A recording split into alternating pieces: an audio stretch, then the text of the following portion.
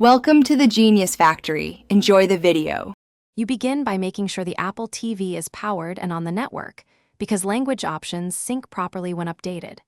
Once done, pick up the Siri remote and press home to get to the home screen. This short step gets you where language controls live. Next, navigate to the Settings app. It's the gear icon. Make sure you move deliberately so the interface loads. This avoids accidental menu jumps and ensures the next steps appear exactly as described. Now you go into General because that group holds system-level choices like language and region. This is where the change actually happens. Once inside General, select Language and Region to reveal the current language and any installed alternatives. If English is shown, choose it and confirm. If it's not present, add English from the list, then drag or set it as primary. Be patient as the system applies changes. The interface may reload, and apps will update their displayed text. Finish by confirming English as the primary language.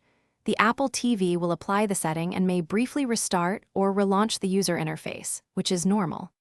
After it's back, verify that built-in apps, menus, and Siri respond in English, and also check Siri voice settings if needed.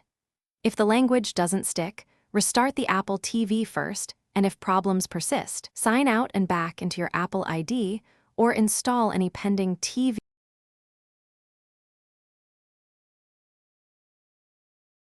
Thanks for watching. If you found this helpful, don't forget to like and subscribe.